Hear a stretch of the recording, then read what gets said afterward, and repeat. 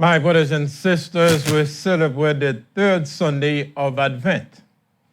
Time is a fascinating reality which we experience, but we do not comprehend it. Many people enjoy movies which play with time, and such as the Back to the Future series. And yet, in our most sober moments, we recognize that time, once past, cannot be recaptured. Or can it? Yet, all of time for God is caught up in one moment of eternity. With God, there is no past, present, or future. We can say that in a special way, God holds in memory the events of the life, death, and resurrection of His Son. When we remember these events in the liturgy, we enter into the memory, the eternity of God, which will bring joy forever. So the Mass text and readings today are full of joy, especially the entrance song, the opening prayer, and the first reading from Isaiah. Rejoice in the Lord always. Again, I say rejoice. Is the cry of the entrance antiphon. Why? Because the Lord is near.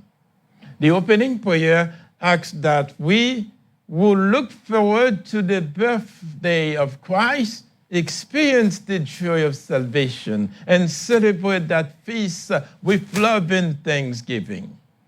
Salvation means bringing healing, wholeness, and holiness as we come closely united to Him. This healing, wholeness, and holiness is depicted graphically in the first reading. Actually, our Christian vocation is similar to Isaiah and John the Baptist. We are called to prepare the way for Jesus to come into our own hearts, but also to prepare other people's hearts so that they too may experience the joy of salvation.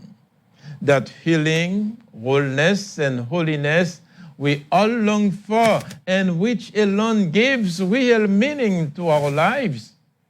As we know, stuff doesn't bring lasting happiness. Happiness that lasts comes from relationships. The relationship is what matters. The greatest relationship we can possibly have is the one that brings us the greatest joy. That is the relationship with Jesus. Real happiness comes from the encounter with God. The relationships we have with other people all take their depth from the relationship we have with the Lord. People truly love each other when they see God's goodness in each other. When the relationship with God is not present, the relationship of two people is rather shallow. Christmas is time of gifts, both giving and receiving. Let us make sure that among the gifts we are offered to others is some of the Christian joy which we ourselves have received. Happy Gaudete Sunday.